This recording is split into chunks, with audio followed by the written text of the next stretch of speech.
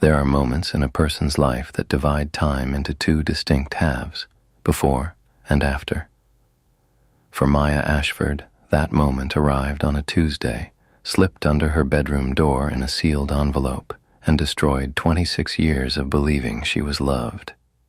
If this story already has you, hit subscribe. You're going to want to be here for what comes next. And tell me in the comments, where in the world are you watching this from right now? Let's see how far this reaches. She didn't scream. She didn't shatter the mirror or tear the curtains from the rod the way grief sometimes demands. She sat on the edge of her bed, the bed she'd slept in since she was 3 years old, in the house she'd believed was hers, in the family she'd trusted with the whole unguarded weight of her heart. And she read the letter 3 times. Adopted, no legal claim. Vacate the premises within 48 hours. 3 paragraphs, no signature from anyone who had ever called her daughter. Celeste delivered the news in person that evening, as if the letter hadn't been enough. She stood in the doorway of Maya's room in a cream silk blouse, champagne in hand, with the particular cruelty of someone who had been waiting years to say what she was about to say. You were a project, Maya. Her voice was almost gentle, which made it worse. Daddy felt guilty about something. I never knew what. You were his way of balancing the scales, but Daddy's gone now. She tilted her head, and the scales don't need balancing anymore. Maya looked at her for a long moment. Get out of my room, she said quietly. Celeste smiled. It's not your room, darling. That's rather the point. She left before dawn, a duffel bag, 3 changes of clothes, a worn paperback she couldn't bring herself to leave behind, and $50 pressed into her hand by Renata, the housekeeper who had braided her hair every Sunday morning until Maya was 12, Renata, who cried openly and without apology and held Maya's face in both hands and said, "You were always the real one, Minhalinda. Don't let them make you forget that." Maya held herself together until the iron gate of the Ashford estate clicked shut behind her. Then she walked. She didn't know where she was going. That was perhaps the most honest thing about that night. For the first time in her life, there was no performance required. No gratitude to perform, no belonging to perform, no being palatable enough to deserve the space she occupied. There was only the road, the dark, and the rain that began somewhere around mile 4 and didn't stop. The bus she boarded at a gas station had no listed final destination, or if it did, Maya didn't ask.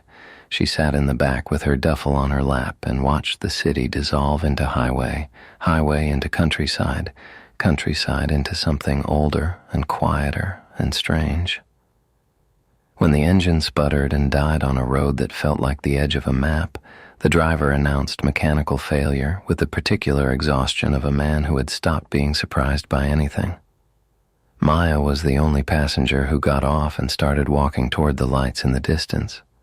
The town appeared gradually, first a gas lamp, then the silhouette of a stone building, then a cobblestone street slick with rain that seemed to belong to a different century. The sign above the nearest door was wrought iron, the letters slightly worn, the crimson threshold. She pushed it open because there was nowhere else to go. The warmth inside hit her like a physical thing. Amber light, low music, the smell of wood smoke, and something darker underneath that she couldn't name.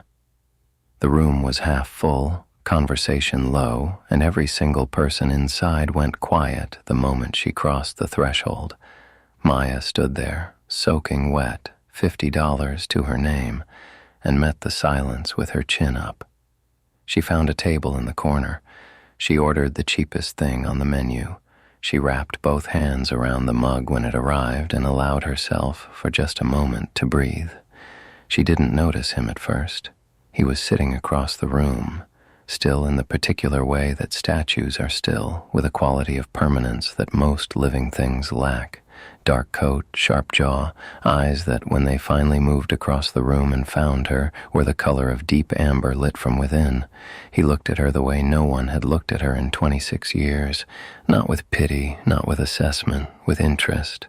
Maya looked back, because she had spent her entire life learning to be small enough to fit inside other people's comfort, and she was done.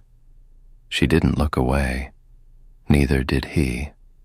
And across the amber-lit room of the crimson threshold, something shifted, something ancient and inevitable, like the first tremor before the earth decides to change its shape entirely. She had arrived at the edge of everything she'd known. She didn't yet understand that she had also arrived at the beginning. She had been in Harrow's End for exactly 22 minutes when the trouble started. Maya noticed them before she felt them. 2 men at the bar who had been watching her since she walked in, their attention the particular kind that has edges to it. One was broad-shouldered with a smile that didn't reach his eyes. The other was leaning back on his stool with the comfortable arrogance of someone who had never once been told no in a room that mattered. They weren't drunk. That was the unsettling part. They were deliberate. The broad-shouldered one slid off his stool first. He crossed the room with the unhurried pace of someone who already knew how the scene would end, pulled out the chair across from Maya without asking, and sat down. "You're new," he said. "Observant," Maya replied without looking up from her mug. He smiled wider. "Travelers don't usually find Harrow's End by accident, which means either someone sent you," he leaned forward slightly, "or you're running from something. Neither is your business. Everything in this town is my business, sweetheart. I'm Cale." He said the name like it should mean something. "And my friend over there thinks you'll be gone by morning. I told him you'd be gone before midnight." He glanced back at the bar with a short laugh. "We have a small wager going." Maya set her mug down slowly. She looked at him fully for the first time. Really looked, the way she'd learned to look at people who wanted to make her feel small, and felt something inside her go very still and very clear. "Then you're both going to lose," she said simply. Cale opened his mouth. He didn't get to close it. "That's enough." The voice came from across the room, low, unhurried, and carrying the specific weight of someone who was accustomed to being the last word in every conversation. The amber-eyed man hadn't raised his voice. He hadn't moved dramatically. He was simply standing now, where before he had been seated, and the quality of the room had shifted entirely around him. Cale went rigid. Around the tavern, conversations that had resumed after Maya's entrance stopped again. But differently this time. Not curious, careful. The man crossed the room with a stillness that shouldn't have been possible in motion, as if the space between them closed not because he walked through it, but because it chose to accommodate him. He stopped at the edge of her table. He didn't look at Cale again. He looked at Maya. "These two will be leaving," he said, not a suggestion. Cale was already standing. His friend at the bar had straightened off his stool with the posture of someone trying very hard to be invisible. Neither of them said a word as they moved toward the door, and the silence they left behind was the kind that meant something. The man pulled out the chair Cale had vacated. He sat down across from her with the ease of someone claiming a throne rather than a seat. "You didn't need to do that," Maya said. "No," he agreed. "I didn't." He looked at her with those impossible amber eyes, patient, unreadable, and underneath it all, something that wasn't quite amusement but lived in the same neighborhood. "I'm Dorian," he said, no last name, no title, as if the name alone was sufficient architecture.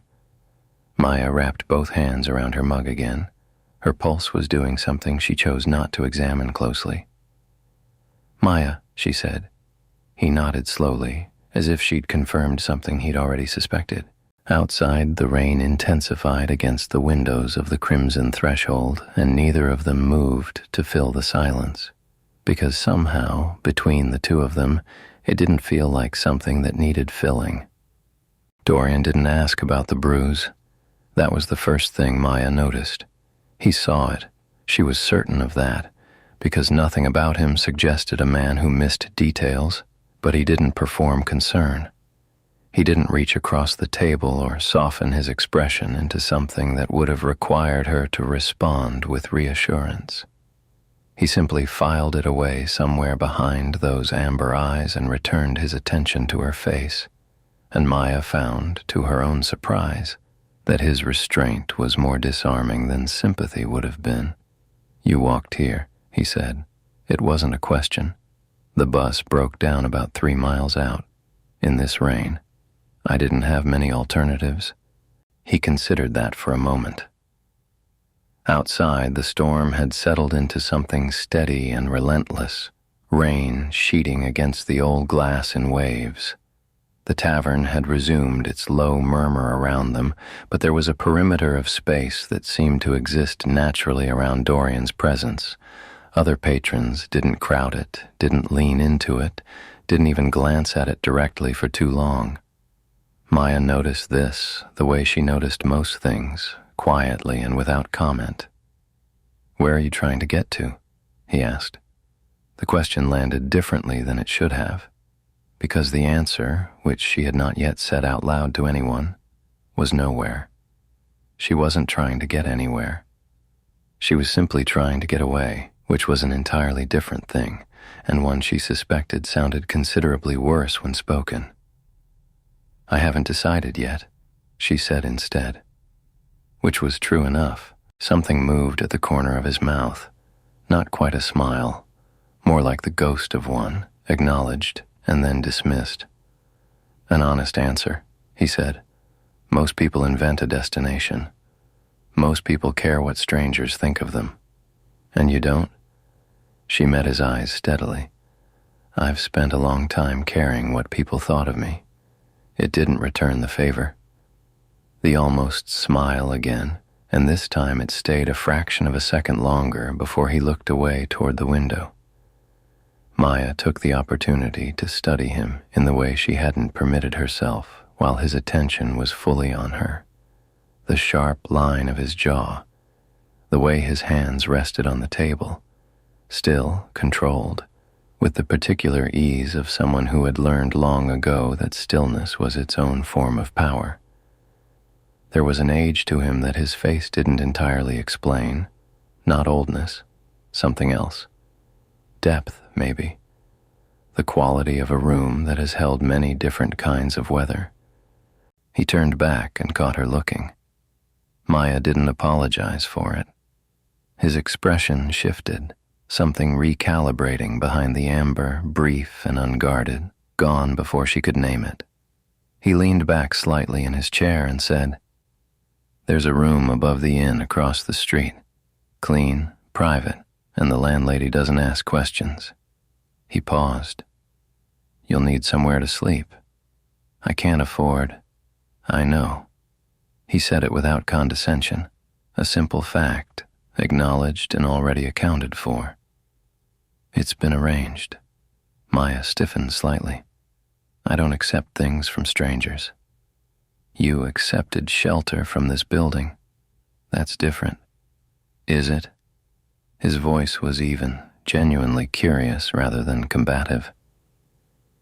"You're applying a moral distinction to keep yourself from being indebted to me specifically, which means you've already decided I want something in return." The accuracy of it was uncomfortable. She said nothing. "I don't," he said simply. "Want something in return?" He stood, buttoning his coat with the unhurried precision of a man who had nowhere urgent to be and chose that deliberately. "Sleep, Maya. Harrow's End looks different in the morning." He left before she could answer, moving through the tavern toward the door without looking back, and she noticed, with a clarity that unsettled her, that she watched him the entire way. What she didn't notice was that he paused at the threshold for exactly 1 second before stepping out into the rain, as if deciding something, as if losing. The room above the inn was exactly what he'd promised, clean, private, and unasked about. The landlady, a compact woman named Edith with silver-streaked hair and the efficient warmth of someone who had seen enough of the world to stop being surprised by it, handed Maya a key without ceremony and pointed up the stairs. No forms, no credit card, no questions about where she'd come from or where she intended to go. Maya stood in the doorway of the room for a moment before going in. It was small. A brass bed with white linens, a writing desk beneath a window that looked out onto the wet cobblestones below, a lamp that cast everything in the same amber tone as the tavern across the street, modest by most definitions. To Maya, who had spent the last 12 hours dismantling the architecture of her entire life, it felt like something close to mercy. She sat on the edge of the bed and allowed herself 30 seconds of falling apart. Not more. Just 30 seconds of pressing the heels of her hands against her eyes and breathing through the particular grief of losing something you didn't know was borrowed until the moment it was taken back. Then she straightened, unpacked the 3 things from her duffel that made it feel less like a temporary arrangement, set her worn paperback on the nightstand, and slept. Morning in Harrow's End arrived gray and unhurried, the kind of light that didn't so much illuminate as simply make the darkness slightly more navigable. Maya woke to the sound of someone moving in the street below and lay still for a moment, letting the unfamiliarity of the ceiling remind her, gently, of everything at once. She dressed and went downstairs. Edith was already behind the small breakfast counter and slid a plate toward her with the wordless authority of a woman who had decided that feeding people was a form of argument she intended to win. Maya accepted it without protest. She was nearly finished when the door opened and Dorian walked in. He wasn't dressed the way she expected. No dark coat this time, just a simple charcoal sweater and the same quality of presence that apparently required no assistance from wardrobe. He scanned the room with the brief efficiency of someone who already knew what he was looking for, found her, and crossed to the counter without the hesitation of a man uncertain of his welcome. "You stayed," he said, sitting down one stool away from her. "You sound surprised." "Cautiously optimistic," he said. Edith set a black coffee in front of him without being asked. He wrapped one hand around it, those same still hands she'd noticed the night before, and looked at Maya with the sideways attention of someone who had decided proximity was preferable to distance but wasn't prepared to announce that. "I want to see the town," Maya said. He glanced at her. "Why?" "Because I've never been somewhere I chose entirely on my own." She paused, slightly surprised she'd said it out loud. "I want to know what that feels like." Dorian was quiet for a moment. Then he set down his coffee and said, "Finish eating." It wasn't an invitation exactly, but it wasn't anything less than one either. And when they stepped outside together into the gray Harrow's End morning, neither of them reaching for the other, but neither of them walking apart, Maya noticed that for the first time in days, she wasn't thinking about what she'd left behind. She was thinking about what was directly in front of her. Harrow's End was not a town that explained itself. Maya understood this within the first hour of walking through it. The way the streets curved slightly inward at certain intersections, as if the architecture had been designed to keep things from leaving rather than to welcome things in. The stone buildings were old in the way that suggested they had been old for longer than any official record would admit. Shop signs hung in wrought iron. Window boxes held flowers that shouldn't have been blooming in this cold. And everywhere, the particular quality of quiet that doesn't mean empty. It means watching.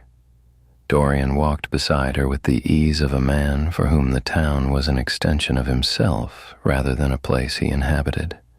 He didn't perform as a guide, didn't gesture grandly or offer rehearsed history.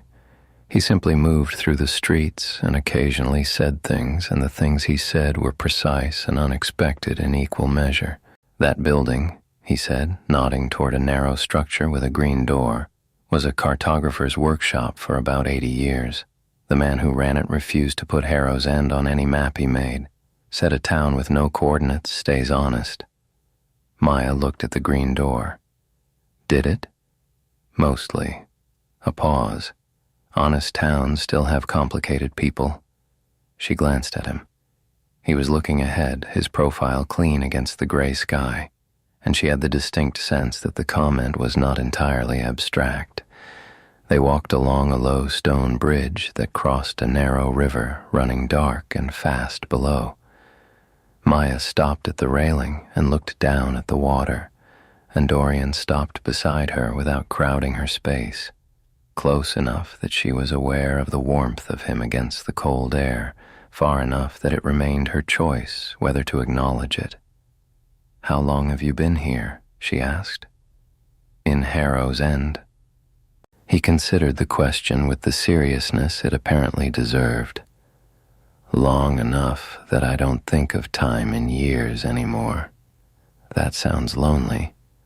He turned to look at her then, not sharply, but with the attention of someone who hadn't expected to be read clearly and wasn't certain how to respond to it. "It sounds accurate," he said finally. Maya nodded, accepting that. She turned back to the water. A few seconds passed, easy and unforced, and she became aware of something that hadn't been true the day before. She wasn't performing composure. She was simply standing on a bridge in a strange town next to a man she didn't understand, and it felt, improbably, like something she had chosen rather than something that had happened to her. Then his hand moved to the railing beside hers, not touching, but close enough that the side of his hand almost grazed hers, and he left it there, deliberate, unhurried. Maya didn't move her hand away, neither did he. Below them, the river ran on through Harrow's End, cold and certain, the way things do when they have been running long enough to stop questioning the direction.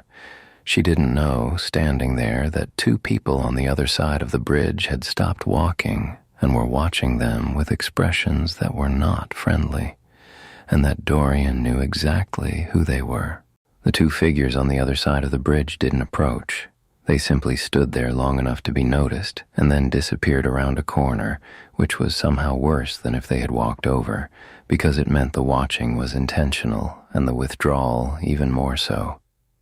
Dorian's hand left the railing. The ease that had characterized the entire morning shifted by a degree that Maya wouldn't have detected if she hadn't been paying the particular kind of attention she'd been paying since the night before. "Who were they?" she asked. "People who concern themselves with things that aren't their business." He said it evenly, but his eyes stayed on the corner where they'd vanished for a half-second longer than neutrality required. Then he looked at her. "Are you hungry?" It was a redirect. She recognized it. She let it happen because she'd learned, in the last 24 hours, that Dorian didn't withhold information carelessly. He rationed it with the precision of someone who had been burned by transparency before and adjusted his behavior accordingly. She could respect that even when it frustrated her. "Yes," she said. He took her to a place that wasn't a restaurant so much as a room attached to a kitchen. 4 tables, a fire, and an older man named Silas who brought food without being asked and called Dorian nothing, which Maya noted was its own form of title. They ate in the comfortable quiet of people who had moved past the need to fill space with noise, and somewhere between the bread and the end of the meal, Maya found herself telling him about the letter, not all of it, not the worst parts, but enough, the envelope, the 3 paragraphs, Celeste in the doorway with her champagne and her careful cruelty.